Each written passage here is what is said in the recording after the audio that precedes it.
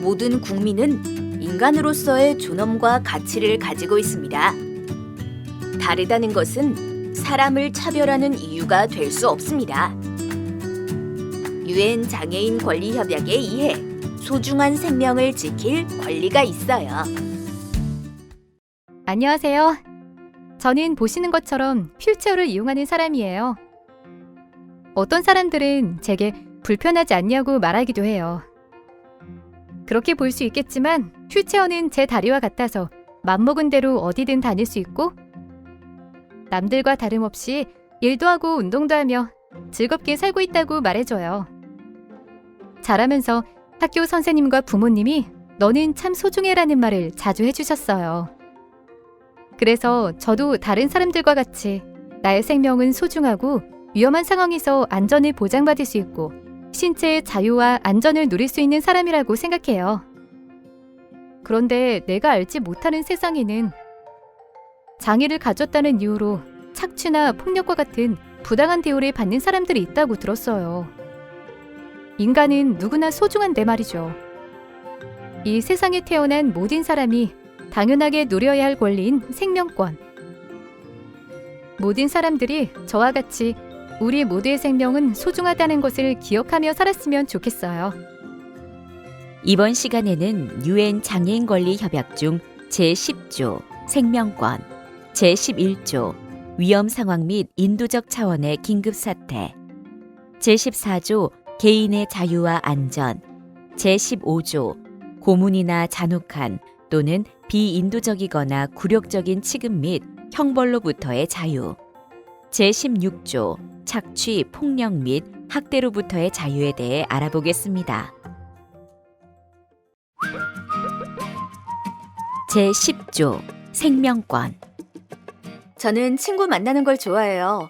사람을 좋아하는 외향적인 성격이라 그런가 봐요. 친구를 만나러 나갈 때는 주로 지하철을 이용해요. 지하철의 장점은 시간 약속을 비교적 정확하게 지킬 수 있고 또 스크린 도어가 있어서 안전하다는 점이죠. 스크린 도어가 없을 때 저는 지하철을 타는 게 조금 꺼려졌어요. 뉴스에서 접한 지하철 승강장 사고 때문이었는데요. 어떤 할아버지는 발을 헛디디셔서 선로로 떨어지셨다고도 하고 또 어떤 사람은 선로 아래로 휴대폰을 떨어뜨려서 그걸 주우려다 사고가 나기도 했대요. 그래서 저도 괜히 겁이 좀 나더라고요. 그런데 스크린 도어가 지하철역마다 생기고 나서는 우리 모두가 안전하게 지하철을 이용할 수 있게 되었어요. 스크린 도어는 우리의 소중한 생명을 지켜주는 중요한 안전시설이라고 생각해요. 스크린 도어를 설치한 덕분에 우리 모두 지하철을 더욱 안전하게 이용하게 되었어요. 우리 모두의 생명권이 더욱 소중하게 보장되게 되었죠. 외모, 인종, 성별에 상관없이 우리 모두의 생명권은 소중해요. 누구에게나 단 하나뿐인 생명은 인간의 탄생과 함께 주어지고 어떤 이유로도 함부로 침해받아서는 안 돼요. 유엔 장애인 권리 협약 제10조는 장애인의 생명권을 보장하기 위해 만들어졌어요. 이 조항을 자세히 살펴보면요. 장애인이 생명권을 보장받을 수 있도록 국가는 모든 필요한 조치를 취해야 하고 광범위한 지원을 마련해야 한다는 내용을 담고 있어요. 제10조 생명권은 장애인은 모든 상황에서 생명을 보장받을 권리가 있다는 점을 근거로 마련된 조항이라고 할 수 있죠. 궁금한 게 있는데요. 유엔 장애인 권리 협약 제10조에서 말하는 모든 필요한 조치는 어떤 부분까지 포함이 되나요? 모든 필요한 조치는 장애인의 생명권을 보장하기 위해서 새로 만드는 것과 기존의 잘못된 것들을 바꾸는 것 모두 포함이 돼요. 만약 어떤 국가에서 장애인의 생명이 비장애인의 생명에 비해 중요성이 떨어진다 라고 간주하는 정책을 가지고 있다면 이를 금지시킬 의무도 포함돼요. 퀴즈를 풀어볼까요? 생명권은 국가의 생존을 위태롭게 하는 공공의 비상사태 시에는 그 적용을 제한할 수 있다. 자, 맞는 말일까요? 틀린 말일까요? 정답은 아니죠. 생명권은 어떠한 경우라도 협소한 의미로 해석이 되어서는 안 되는 최고의 권리예요. 제11조 위험 상황 및 인도적 차원의 긴급 사태. 전쟁, 자연재해와 같은 위험한 상황에서 장애인은 장애 유형과 그 정도에 따라 스스로를 보호하기 힘들 수 있어요. 유엔 장애인 권리 협약 제11조 위험 상황 및 인도적 차원의 긴급 사태 조항은 앞서 살펴본 제10조 생명권의 범주를 더욱 확장한 내용으로 전쟁, 자연재해와 같은 위험에서 장애인의 생명과 안전을 보장하기 위해 마련된 조항이에요. 제11조의 내용을 한번 살펴볼까요? 이 조항은 당사국은 무력 분쟁, 인도적 긴급사태 및 자연재해 발생과 같은 위험 상황에서 국제인도법 및 국제인권법을 포함한 국제법상의 의무에 따라 장애인의 보호와 안전을 보장하기 위한 모든 필요한 조치를 취한다고 하고 있어요. 여기서 말하는 무력 분쟁, 인도적 긴급사태 및 자연재해는 코로나19와 같은 전염병과 기근과 같이 사람들의 건강, 안전, 안보, 복지를 위협하는 모두가 포함된답니다. 국가는 전쟁이나 자연재해 등 위험 상황에서 취약한 장애인에게 치료, 구조와 관련한 즉각적인 조치를 취해야 하고 평상시에는 이를 위한 제도나 시스템을 마련해야 해요. 제14조 개인의 자유와 안전. A군은 여행을 좋아하는 대학생이에요. 그는 미국에서 혼자 20개 주를 직접 횡단하며 그 체험을 담은 책을 출간했습니다. 한국에서 그 책을 보고 감동을 받은 제이양은 A군에게 이메일을 보내 연락을 했는데요. 이후 A군과 제이양은 함께 협동조합을 만들어 장애인을 위한 지하철 환승 지도를 만들기로 했어요. 제이양은 A군과 힘을 모아 휠체어로 쉽게 환승할 수 있는 경로를 간단한 지도로 만들었어요. 이 지도에는 모든 장애인들이 누구의 도움 없이도 홀로 자유롭게 세상을 활보하길 바라는 희망이 담겨 있겠죠. 제이양과 A군은 이 지도가 노약자와 어린이들에게도 큰 도움이 될 거란 생각에 기뻐했습니다. A군과 제이양이 아주 보람된 일을 해냈네요. 이처럼 우리 모두는 자유롭게 세상을 누릴 권리가 있어요.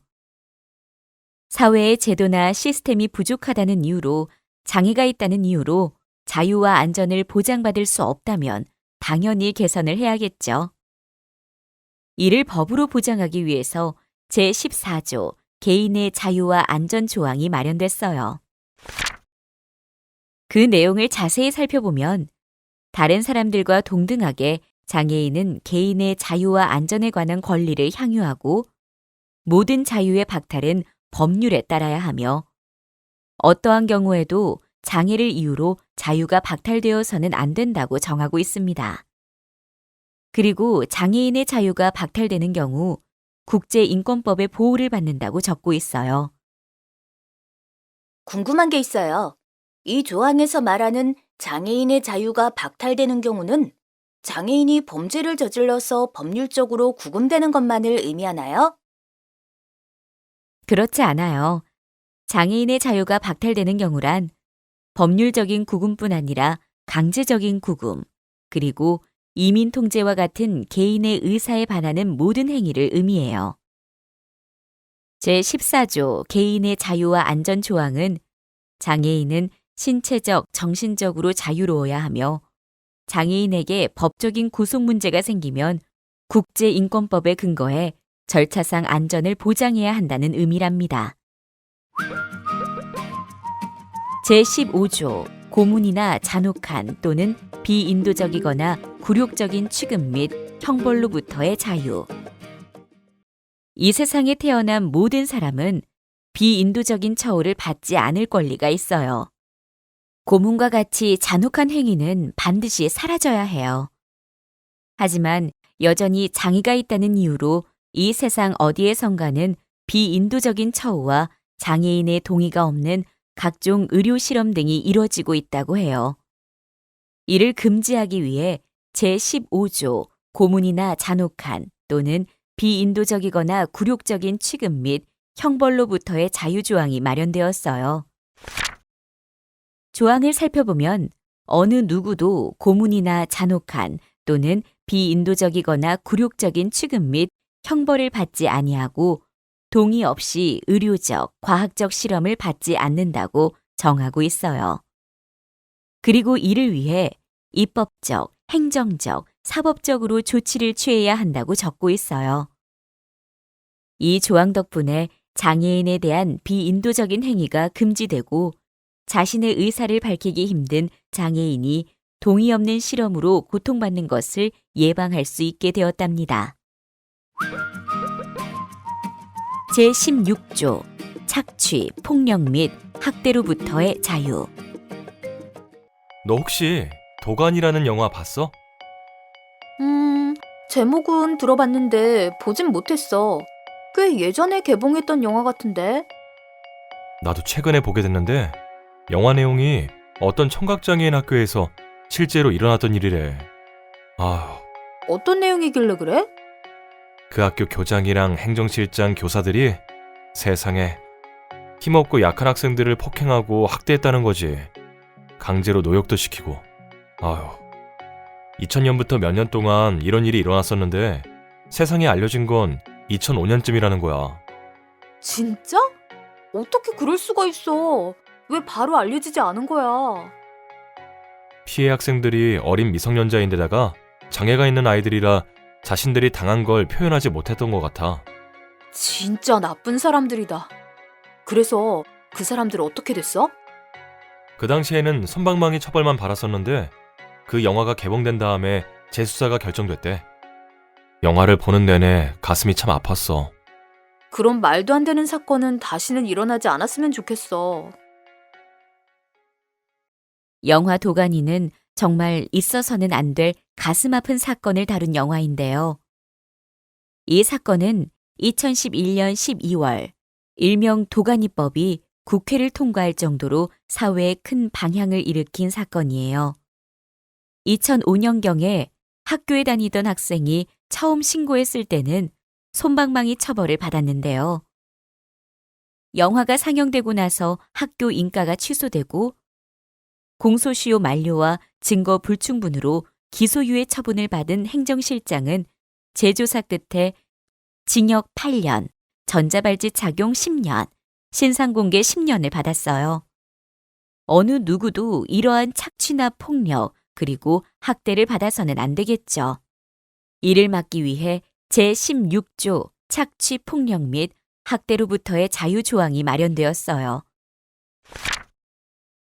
그 내용을 보면 당사국은 성별 요소를 포함해 가정 내외에서 모든 형태의 착취, 폭력, 학대에서 장애인을 보호하기 위해 입법적, 행정적, 사회적, 교육적 조치를 취해야 하며 특히 장애인과 그 가족들, 그리고 보호자, 즉 종사자 등 지원인에게 착취, 폭력, 학대 방지를 위한 교육의 기회를 제공해 모든 형태의 착취, 폭력, 학대를 방지하기 위한 조치를 취해야 한다고 정하고 있어요.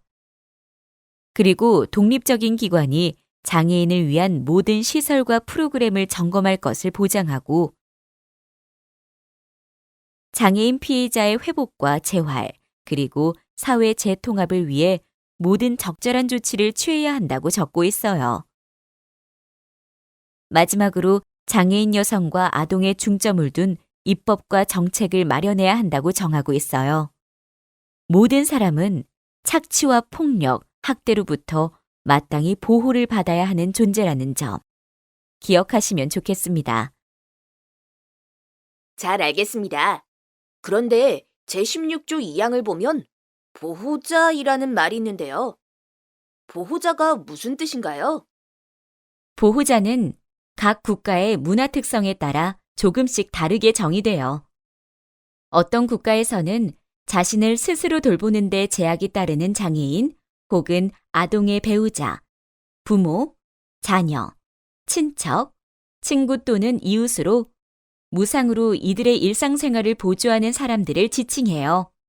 어떤 국가에서는 유료로 보호 서비스를 제공하는 사람을 의미하기도 해요. 잘 아시겠죠? 퀴즈를 풀어볼까요? 당사국은 장애인에 대한 착취, 폭력 및 학대의 사례를 확인하고 조사하며 필요한 경우 기소하도록 보장하기 위해서 내모와 아동에 중점을 둔 입법 및 정책을 포함하여 효과적인 입법과 정책을 마련한다. 여기서 네모에 들어갈 알맞은 말은 무엇일까요? 정답은? 그렇죠. 여성입니다. 장애인의 소중한 생명을 지켜주는 권리. 그 권리들을 다시 정리해 보겠습니다. 제10조 생명권. 장애인은 모든 상황에서 생명을 보장받을 권리가 있습니다. 제11조 위험 상황 및 인도적 차원의 긴급 사태. 장애인은 다양한 위험 상황 및 인도적 위급 상황에서 생명과 안전을 보장받을 권리가 있습니다. 제14조 개인의 자유와 안전. 장애인은 자유로운 신체적, 정신적인 생활의 권리를 보장받을 권리가 있으며 장애인의 법적 구속 문제 발생 시 그 절차에서의 안전을 보장받을 권리가 있습니다. 제15조 고문이나 잔혹한 또는 비인도적이거나 굴욕적인 취급 및 형벌로부터의 자유. 장애인은 고문 또는 잔혹한, 비인도적 또는 굴욕적인 대우를 받거나 처벌당하지 않을 권리가 있습니다. 제16조 착취, 폭력 및 학대로부터의 자유. 장애인은 모든 유형의 착취나 폭력, 학대로부터 보호받을 권리가 있습니다.